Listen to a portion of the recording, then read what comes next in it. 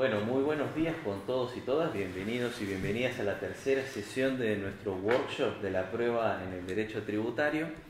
Antes de empezar me gustaría poner un poco de contexto. Para la elaboración de este workshop reservamos una de las sesiones para alguien que fuese invitado a través de un call for papers.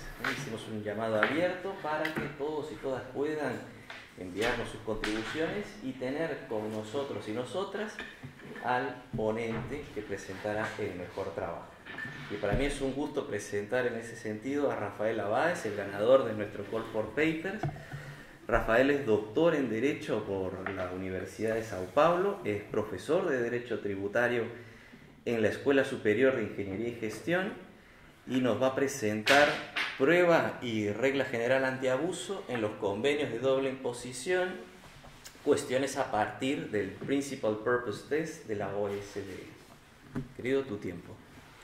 Bom, buenos días, os agradezco muito pela oportunidade de compartilhar algumas ideias e exponer como algunos puntos de la teoría de la prueba me ayudaron a tal vez presentar alguna solución para problemas que la doctrina enfrentaba acerca de las reglas generales antiabuso en el contexto internacional. Bueno, segregué la ponencia en 4 puntos. El primer, reservando algún tiempo para una contextualización, al fin, qué son los convenios de doble imposición, cómo entran las cuestiones de reglas generales antiabuso en ese contexto, y así, siguiendo la estructura analítica de la regla, es importante comprender cómo es el funcionamiento analítico bajo una perspectiva de lógica deóntica de la regla antiabuso. Y ahí sí, 2 puntos más fundamentales con relación a la teoría de la prueba, así la carga de la prueba en la aplicación de las reglas antiabuso y los estándares probatorios que se rigen para que se consideren determinados hechos como comprobados. Pues la contextualización, ¿qué es la doble imposición internacional? La doble imposición internacional decorre de la conexión de la renta con más de un sistema jurídico, que se pasa, por ejemplo, con un banco brasileño paga intereses a una persona natural francesa que ha inversionado en ese banco brasileño. El problema es que el Brasil, en ese caso, como estado de la fuente, puede tributar los intereses, así como la Francia como estado de la residencia. Entonces, como hay una transacción internacional, los 2 países pueden tributarla. Y el problema que surge es cómo reducir o eliminar la doble imposición en ese caso. Entonces, apenas una demostración visual de lo que se pasa, porque al fin lo que es común en los países, que todos los países tributen sus residentes en la renta universal, o sea, soy residente en Brasil, así es que el Brasil tributará los rendimientos que recibo, claro, de fuentes brasileñas, más también de trabajos realizados en el exterior, porque hay una conexión personal con la jurisdicción brasileña. Entonces poco importa para un residente en Brasil si la fuente de rendimiento está en Brasil o en el exterior. Todo va a ser tributado en Brasil. Pero también Brasil va a tributar los no residentes que tienen actividades económicas en Brasil y así tienen rendimientos derivados de fuentes brasileñas. Ahora imagina que el otro país va a hacer el mismo y tiene la doble imposición. Esa es la idea, como un conflicto o una sobreposición entre fuente y residencia. Eso creo que sea el ejemplo más visual de la doble imposición. ¿Y qué hacen los convenios en este caso? Los convenios, que son tratados internacionales, en la mayoría de los casos de naturaleza bilateral, hay también algunos pocos convenios multilaterales que tienen como objeto la doble imposición internacional, pero en general son bilaterales. Y los convenios son como restricciones autoimpuestas a la soberanía fiscal del Estado. Entonces los estados contratantes llegan a un acuerdo que el Estado A va a tributar hasta un determinado punto, a partir de lo cual inicia la tributación del Estado B. Y entonces hay reglas para eliminar o reducir la doble imposición, tales como el Estado de la fuente no va a tributar en un percentual acima de tanto los rendimientos que decurren de fuentes localizadas en su territorio, y el estado de la residencia, por ejemplo, va a conceder una exención o un crédito con relación a los impuestos pagos en el otro país. Entonces, son diferentes mecanismos para reducir o eliminar la doble imposición internacional, y los convenios vienen para traer un poco de armonización y coordinación entre los diferentes sistemas jurídicos. Pues, el punto que me gustaría analizar con vosotros es la introducción de lo que podemos denominar de una regla general antiabuso en el texto de los CDI, de los convenios de doble imposición. Entonces, un poco de contexto aquí. La OCDE, así como la ONU, tienen un convenio modelo que es la base para la negociación de los convenios bilaterales, y hace 10 años la OCDE recomendó que se fueran inseridas disposiciones como esa que reproduzco aquí ahora. Entonces, el punto que es importante es que no es solamente una sugestión de la OCDE, pero es derecho puesto, porque al fin los países introducieron ese tipo de regla en sus convenios. Brasil lo ha hecho con diversos convenios bilaterales, y por ejemplo España ha adherido a un instrumento multilateral que cambió de una sola vez todos los convenios que España tenía con otros miembros del instrumento multilateral. Entonces, es algo que efectivamente está aplicado y es derecho internacional puesto. Pues, y aquí el punto interesante es que hablábamos ayer con Jules sobre los problemas del propósito negocial y cómo no hay en Brasil, en el derecho doméstico, una normativa que traga exigencias con relación al propósito negocial. Pero en el contexto internacional, los CDIs ahora tienen lo que se denomina el test del principal propósito. La regla básicamente es la siguiente: no obstante las restantes disposiciones de este convenio, no se concederá un beneficio en virtud de este convenio respecto de un elemento de renta o patrimonio si resulta razonable concluir, a la vista de todos los hechos y circunstancias pertinentes, que la obtención de ese beneficio era uno de los propósitos principales y no el propósito principal de cualquier acuerdo u operación que tuviera como resultado, directa o indirectamente, la obtención de ese beneficio, a menos que se determine que la concesión de dicho beneficio en tales circunstancias sería conforme con el objeto y finalidad de las disposiciones en cuestión del presente convenio. Es algo... Esto es un artículo de los hermanos Marx.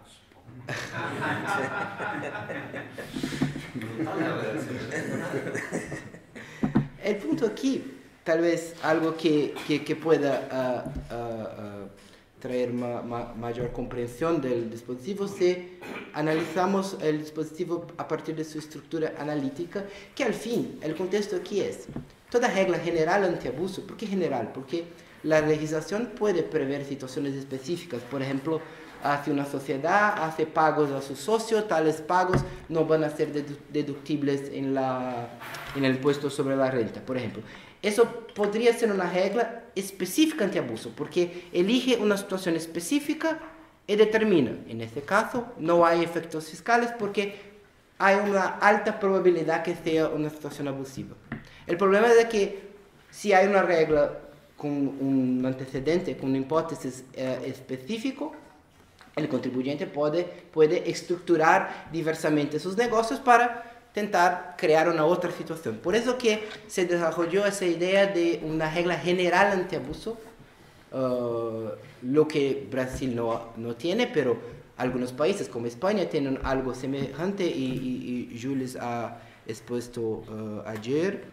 Alemania, y también en el nivel de la Unión Europea hay también una directiva que trae cosas como esa. Y la idea aquí, antes de entrar en el detalle de la regla en los convenios, es que puede haber situaciones en que haya un descompaso entre la literalidad del dispositivo, la literalidad de la regla fiscal de incidencia, de imposición, y la finalidad que es subyacente, que está sobre la regla.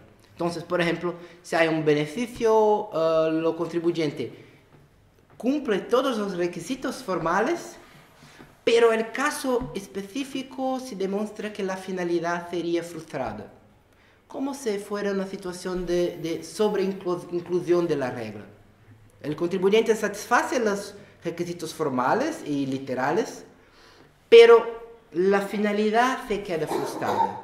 Y la idea de las reglas generales antiabuso es traer una solución para situaciones como esas. Entonces, al fin, y los alemanes discuten mucho eso, es polémico decir que lo sea, pero es como si fuera una tributación bajada en analogía o una restricción teleológica. Entonces, cuando se dice de reglas generales antiabuso, siempre hay una consideración teleológica de la regla que se presupone que esté siendo abusada. Y este punto teleológico me parece mucho importante porque es justamente la diferencia de la aplicación que se hace hoy en Brasil sobre el propósito negociar. Por ejemplo, discutimos el beneficio fiscal de una donación, por ejemplo, a un instituto o una asociación. Claro que trae un beneficio fiscal, una deducción o algo así. Y si la persona tiene ningún propósito que no sea la deducción fiscal, ¿hay abuso? Discutíamos eso ayer. Y claro que no hay, porque aunque no haya cualquier propósito sino la deducción fiscal, la finalidad de la regla, del beneficio, no está frustrada. Por lo contrario, está implementada por medio de la donación. Entonces, aquí, claro que es una discusión muy compleja y que quiero enfocar más en los aspectos probatorios, pero esta es la idea. Hay un descompaso entre la literalidad y el elemento teleológico de la regla. Y aquí pasamos a comprender un poco más la regla sugerida por la OCDE, el Principal Purpose Test, si hacemos una segregación. Hay un elemento subjetivo a ser satisfecho, entonces que uno de los propósitos principales de una transacción sea la obtención del beneficio. Entonces hay una investigación de carácter en alguna medida subjetivo para comprender cuáles son los propósitos principales de la transacción, pero también hay un elemento objetivo. La concesión del beneficio debe, en tales circunstancias, debe frustrar el objeto y finalidad de las disposiciones del convenio. Entonces hay un elemento subjetivo acerca de los propósitos principales, pero también hay un elemento objetivo que trae una consideración teleológica acerca de los dispositivos en cuestión. Y así, cuando ambos los elementos estén atendidos, se tiene la consecuencia, la no concesión del beneficio. Entonces, en términos analíticos, es como los elementos subjetivo y objetivo como parte del antecedente de la regla y el consecuente, la no concesión del beneficio. Entonces, dos requisitos muy claros que traen una consecuencia danosa al contribuyente. Pues, un ejemplo aquí de que se podría discutir con ese tipo de regla. Imaginen que una sociedad brasileña contrata un grupo europeo para la prestación de servicios técnicos de cualquier naturaleza. Y al principio podría contratar directamente una sociedad residente en Mónaco del grupo porque tiene pertinencia temática con los servicios o cualquier cosa que sea así.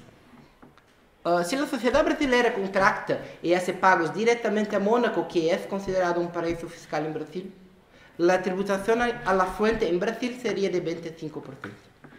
Pero como es un grupo español, un grupo europeo, tiene muchas empresas en Europa, se hace una estructura que la contratación no se da por medio de Mónaco, pero por medio de la Suiza. Y Brasil tiene un CDI con Suiza, de acuerdo con lo cual los pagos relacionados a la prestación de servicios técnicos son tributados en la fuente solamente 10%. Entonces aquí se ven los principales elementos de la regla. Hay un beneficio muy claro. Entonces, la reducción de la tributación en Brasil de 25 para 10%. Y las dos preguntas que se colocan son: uno de los propósitos principales de la intervención de la sociedad suiza fue la obtención del beneficio. Si sí, está satisfecho el elemento subjetivo. Y la segunda pregunta, que me parece más interesante y más complicada, es si la concepción del beneficio, en ese caso, en tales circunstancias, es conforme o no el objeto y la finalidad de las disposiciones del convenio entre Brasil y Suiza. Si la conclusión es por la desconformidad con el objeto y la finalidad, ahí sí tenemos los presupuestos de aplicación de la regla antiabuso. Y en ese caso, las autoridades brasileñas podrían negar la concesión del beneficio de la reducción de la tributación sin que se entienda que han violado el convenio, porque es la cláusula expresa del convenio que autoriza su no aplicación en el caso. Pues, dado el ejemplo, ¿cuáles son las cuestiones relacionadas a la prueba? Y eso os digo a partir de que la doctrina fiscal internacional ha discutido en los últimos 10 años después que esa regla fue implementada y publicada. Primero, con relación a la carga de la prueba, particularmente al elemento objetivo, la discusión acerca de la conformidad de objeto y finalidad con el objeto y finalidad del dispositivo. Como la expresión de la cláusula se refiere a menos que, entonces, si uno de los principales propósitos fue la obtención del beneficio, el beneficio no se concederá a menos que sea conforme el objeto y la finalidad de los convenios. Esa expresión a menos que implica una especie de inversión de la carga de la prueba en el sentido de que debería el contribuyente demostrar que su estructura no está en desconformidad con el objeto y finalidad. Y el segundo punto aquí es que ¿cuál es el estándar probatorio exigido con relación al elemento subjetivo? Porque hay en el texto de la cláusula la expresión si resulta razonable concluir. Esa expresión implicaría un estándar probatorio poco riguroso, más bajo. Esas son las dos preguntas que se desarrollaron en términos de teoría de la prueba con relación a la regla general antiabuso. Bueno, empezando por el primer punto, claro que me puse la cuestión, ¿hay una diferencia entre la carga de la prueba? O sea, ¿quién debe comprobar ciertos hechos en el proceso, por ejemplo? Y la carga de la argumentación, ¿quién debe traer argumentos? Porque aquí hay un punto, cuando volvemos al elemento objetivo, hay un aspecto probatorio, pero me parece que principalmente el aspecto aquí es argumentativo.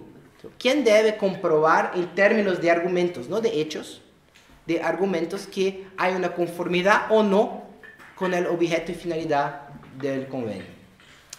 Pero aún así me parece que para se construir un argumento de conformidad o desconformidad, hay que se basar en hechos que deben ser comprobados.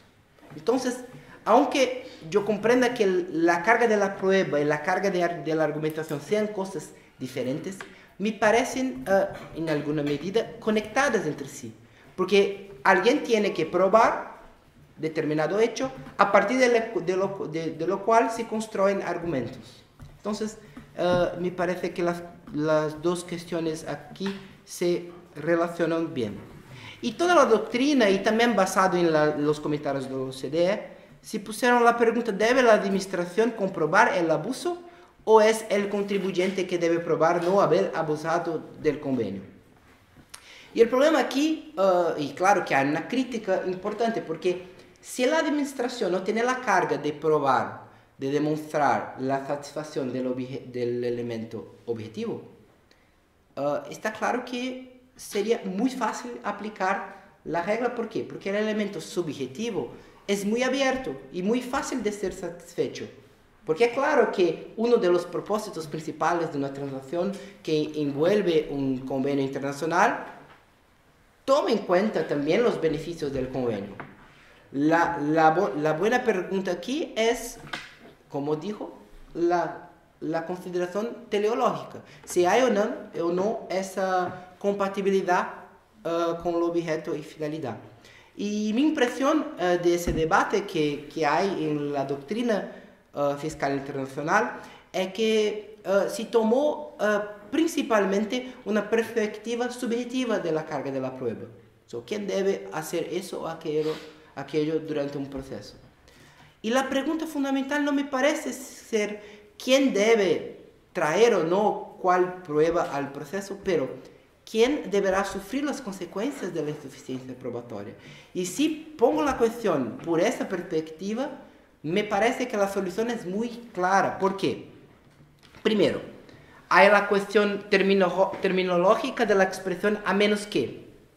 Pero si pensamos lo que es el elemento objetivo, es como una excepción de la excepción. Porque, pues, como a la primera vista el convenio debería aplicarse, entonces hay una excepción a la aplicación del convenio, que es la regla general antiabuso.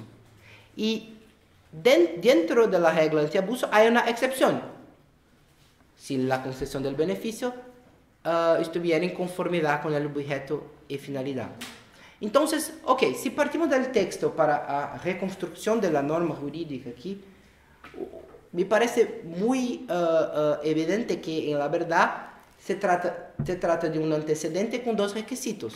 Entonces, si es razonable concluir que uno de los objetivos principales de la operación ha sido obtener el beneficio y la concesión de tal beneficio en esas circunstancias es contraria al objeto y la finalidad del CDI, entonces el beneficio debe ser negado. No me parece posible aplicar la regla antiabuso por parte de la administración solamente considerando el elemento subjetivo, porque el elemento objetivo también es parte del antecedente de la regla. Y así que es porque la divergencia teleológica es fundamental para la aplicación de la regla antiabuso. Si no hay una divergencia teleológica, no hay cómo ni por qué aplicar la regla antiabuso. Y si el elemento objetivo tiene este carácter central en la aplicación de la regla antiabuso, me parece claro que está a cargo de la administración demostrar por medio de hechos y también de argumentos que el objeto y finalidad del convenio fue frustrado. Y el principal argumento aquí, aparte del argumento lógico, porque si la administración trae una regla a ser aplicada y la distinción, la consideración teleológica es un elemento fundamental de la regla que pretende la administración que sea aplicada, me parece claro que la demostración de la satisfacción de los requisitos fica a cargo de la administración, de modo que deberá ella sufrir las consecuencias de la no demostración. Pero también hay un punto que me parece fundamental relacionado con los derechos de defensa del contribuyente. Porque imaginen la situación de una liquidación que decurre de la aplicación de una regla, de esa regla general antiabuso. El contribuyente la recibe, la liquidación, pero nada se dice acerca de la divergencia teleológica. La administración no explica las razones por qué ha considerado que la finalidad fue frustrada y los hechos considerados para demostrarlo. El contribuyente no podría se defender porque no está clara las razones por las cuales la regla fue aplicada. Entonces pienso en la liquidación, en la notificación de la liquidación como algo que deba traer todas las razones para la aplicación de las normas que la envasan. Y también los tribunales, tanto nacionales y en el artículo traigo algunos ejemplos de la Suprema Corte canadiense y también un tribunal inglés, más específicamente el Tribunal de Justicia de la Unión Europea han construido una jurisprudencia bien clara de que en materia de abuso fiscal la carga de la prueba recae en la administración. Entonces, el punto interesante aquí es que un contribuyente, para tener un beneficio cualquier, sea en un convenio, una directiva de la Unión Europea o una legislación nacional, tiene que satisfacer algunos requisitos. Entonces, por ejemplo, la donación tiene que comprobar que ha hecho efectivamente la donación. Y los requisitos específicos para el beneficio, está claro que debe el contribuyente comprobarlos, en el proceso, en la discusión. Pero si hay una alegación, una acusación de abuso, cabe a la administración traer todos los elementos que definirían y que justificarían la existencia de abuso. Entonces, eso es algo que los tribunales no han todavía discutido con relación a la cláusula PPT, principio purpose test, pero cuando expandimos un poco el escopo, vemos que en materia de abuso la carga de la prueba recae generalmente sobre la administración. Y la segunda cuestión que sugerí para discusión es con relación al estándar probatorio, porque hay dos problemas aquí. Primero, hay una preocupación de la doctrina que la expresión "si resulta razonable concluir" implicaría algún estándar probatorio y particularmente algún estándar probatorio poco riguroso. Y un otro punto que fue añadido a la discusión es que la OCDE en sus comentarios dijo que no habría necesidad de pruebas concluyentes sobre la intención de la persona que participa en el instrumento u operación. Entonces, cuando se toman esos dos puntos, que sea solamente razonable concluir, y la OCDE diciendo que no hay necesidad de pruebas concluyentes, estaremos entonces diante o de un estándar probatorio bajo, poco riguroso, o algún tipo de presunción, porque si no hay necesidad de pruebas concluyentes sobre la intención de la persona, pues con relación al primer punto, no me parece claro que el tema de los estándares probatorios sean una cuestión tratada por los convenios internacionales. Creo que sea a primera vista una cuestión primariamente del derecho doméstico, interno. Cada país tiene sus reglas procesales y los estándares probatorios que son determinados por su legislación. Y una interpretación más precisa de la expresión "si resulta razonable concluir" llegaría a la conclusión que la idea aquí de razonable es como una racionalidad. ¿Por qué? Porque la cláusula dice "si resulta razonable concluir", teniendo en cuenta todos los hechos y circunstancias relevantes. Entonces, lo que hay es una necesidad por parte de la autoridad de hacer un razonamiento que de cierta forma considere todos los elementos y realice un análisis objetivo de todos estos hechos y circunstancias para tener una conclusión racional. Pero no hay ninguna especificación acerca del grado de corroboración que es exigido para que tales hechos y circunstancias sean considerados probados o no. Y con relación a la expresión de la OCDE acerca de la no necesidad de pruebas concluyentes sobre la intención, me parece más acertado si interpretarmos el entendimiento de la OCDE como una tentativa de evitar que la discusión del elemento subjetivo, el análisis acerca del principal propósito de una transacción, se volte a la intención subjetiva de las personas involucradas.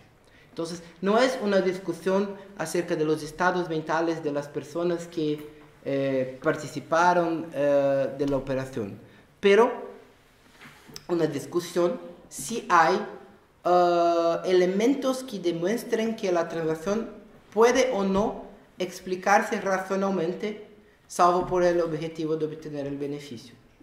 Entonces, aquí me parece que la OCDE quiso hacer claro que no se discutiría algo como una prueba directa de estados mentales o algo del tipo, que claramente sería una tarea muy difícil, sino imposible para la administración, pero un recado.